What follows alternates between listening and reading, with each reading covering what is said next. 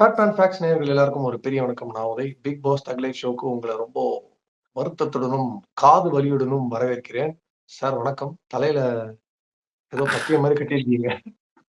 பத்தியலடா தம்பி.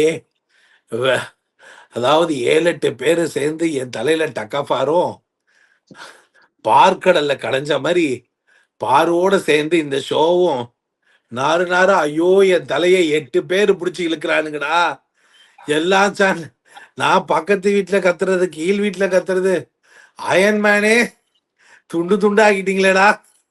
ஐயோ! என்னால தலைவலி தாங்க முடியலையே.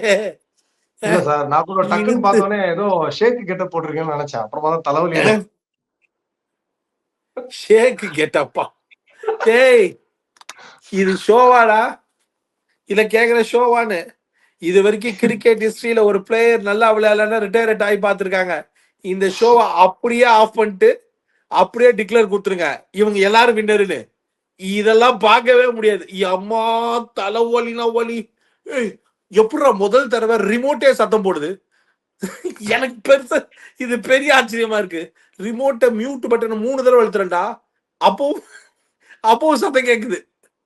This is medical miracle. என் நிலைமை யோசிச்சு பாருங்க. பெங்களூர்ல அக்கா வீடுன்னு கிளம்பி வந்தேன். அவங்க போன சீசன்லாம் பிக் பாஸ் பார்த்தவங்க. இந்த சீசன் நான் இந்த பக்கமே வரமாட்டேன்னு உட்காந்துருந்தாங்க. நான் வச்ச சத்தத்துல இந்த இந்த ஊரே இருக்கிற குளிர்ல யாரும் ஃபேனே போட மாட்டாங்க சார். கேட்ட சத்தத்துல என்ன ஒரு அசிங்கமா ஒரு பவரை பார்த்துட்டு அந்த 100 பேர் படுத்துட்டாங்க. நாளைக்கு எப்படி அவங்க மூஞ்சில முழிக்க போறது தெரியல.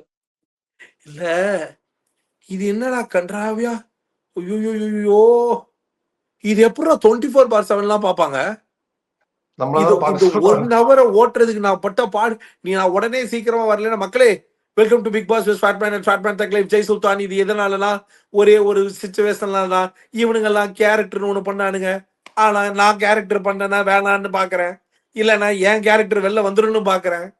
மனுஷங்களாடா நீங்க? ஒரு பெரிய மனுஷன் பெரிய ஷோ பண்ணி உங்களை கழுவி கழுவி ஊத்தியும் ஒரு செகண்டுக்கு ஒரு பாயிண்ட்ல பாரு சொல்றா, ஹலோ யாராச்சும் இருக்கீங்களா? இருறா, என் பிரச்சனையும் முடியல, அதுக்குள்ள நீடா. அவ்வளவுதான்டா, அவ்வளவுதான் பிக் பாஸ்க்கு லைஃப். ஒருத்தன் பிளாஸ்மாவோட பிளாஸ்மாவா நின்றுட்டு இருந்தான். ஏடா பண்றேன்னு பார்த்தேன்.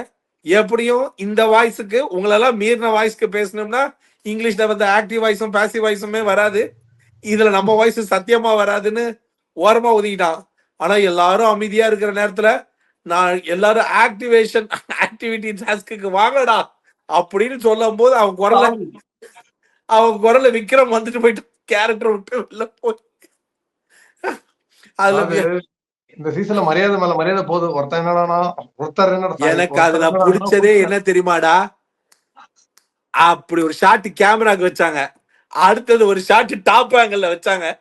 அதாவது இந்த கேமராவோட இந்த கேமரா இருக்குல்ல, இந்த கேமரா, அந்த கேமரா ஒரு செகண்ட் நீ சாக போறதுக்கு முன்னாடி உன்னோட கடைசி ஷாட் இதுதான். நாங்க அதுக்கப்புறம் மாடியில காமிச்சாங்களே, அது என்னன்னு கேட்டாங்க மிஸ் வைஃப்ட சொன்னேன், இந்த தூக்குல நானே தொகிக்கிறேன்.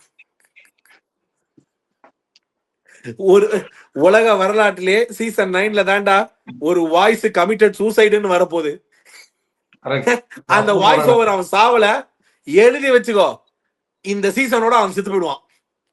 இந்த பிக் பாஸ் வாய்ஸ்க்கு எனக்கு தெரிஞ்சு அவனை வந்து 4 சைக்காலஜி தெரிஞ்ச 8 விதமான கண்ட்ரில இருந்து டாக்டர்ஸை கூட்டிட்டு வந்து வேற விதமான ட்ரீட்மெண்ட் கொடுத்தாலும் அவனுக்குள்ள இந்த சீசனை பார்த்த பைத்தியம் அவனை விடவே விடாது. டேய், இவனுங்களை கேரக்டர் விட்டாலே இவங்களோட ஒரிஜினல் கேரக்டர் வந்துடும். இவனுங்களுக்கு ஒரு கேரக்டர் கொடுத்து அந்த கேரக்டர் செய்ய சொல்லி அது செய்யாததுக்கு யூ ஹாவ் டு பை பேக்கா? அவனுக்கு கிக் பேக் ஆஃபர்ல ஒண்ணு பண்ணிட்டு இருக்காங்க. ரொம்ப சார், அதான் முதல்ல ஹோஸ்டோட மரியாதை போச்சு, இப்ப பிக் பாஸோட மரியாதையே போச்சு. அடுத்து யாரெல்லாம் திட்டுவாங்க, சேனலே திட்டுவாங்களான்னு தெரியல.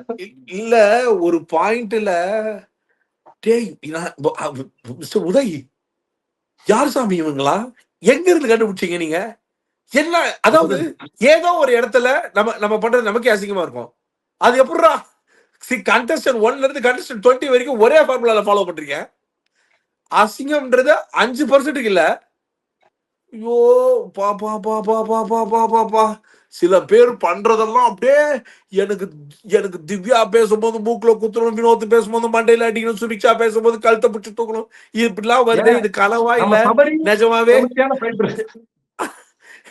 இல்ல நிஜமாவே எனக்கு மட்டும் தான் வருதா?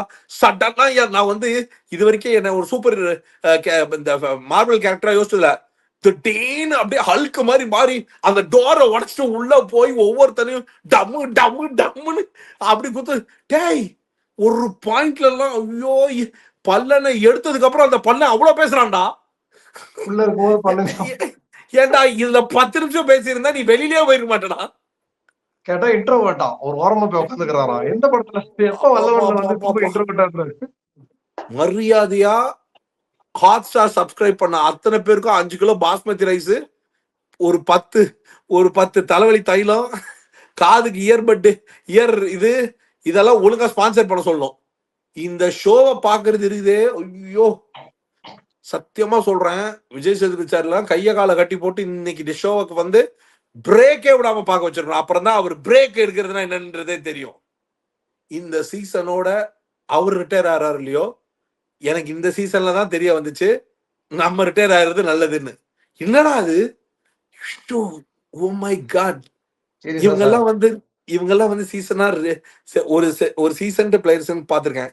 இவங்க சீசன்டு பிளேயர்ஸ்ல இந்த சீசன்ல வந்த எல்லா பிளேயர்ஸையும் சீசன் பண்ண வந்த பிளேயர்ஸ். நல்ல வேலை கமலஹாசன் சார் எல்லாம் ஏன் அவர் எப்பவுமே பின்னாடி வரப்போறத முன்னாடியே கண்டுபிடிச்சிருவாருன்றது இப்பதான் புரியுது. தீர்க்கதரிசி அவர் வந்து உஷாராயிட்டாரு சார். இந்த மாதிரிலாம் ஒரு இது நம்மளுக்கு வந்துடக்கூடாது. இல்ல சார், எனக்கு என்ன புரியலன்னா, நம்ம தான் பாவம். இந்த ஒரு ஏஐ படத்துல ஒரு டைலாக் வரும், எடக்கு முடக்கு தெருல 2 பேரா சேர்ந்து ரேடியோ வைக்க போன நமக்கே இந்த நிலைமை. சனிக்கிழமை ஒருத்தர் ஷோ பண்ண வரப்போறாரு, அவருக்கு அவரோட கெதி அப்படின்னு பார்த்தா இது என்ன சார் அவரு அன்னைக்காவது அதை இதை எடுத்துட்டு வந்தாரு, அது என்னது ஸ்பீக்கர் அது கொண்டு வந்தாரு.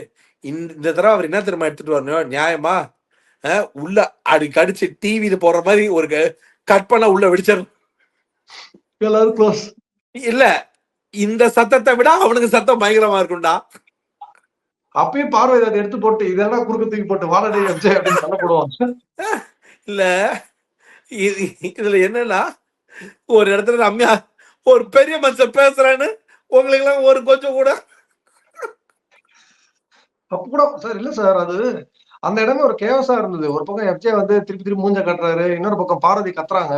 சபரி வந்து பீக்கு போயிட்டாரு. எதுக்கு கத்துறாரு, ஏன் கத்துறாரு, யாருக்கு கத்துறாருன்னே தெரியல. அவன் வந்ததுல இருந்து இந்த ஷோக்கு எதுக்கு வந்தானே தெரியலடா. இன்னைக்கு அவன் எது செஞ்சதுமே தெரியல. அவனை ஜெயில வச்சது காலையில விட்டது பெரிய தப்புன்றதா லேட்டா புரிஞ்சுது.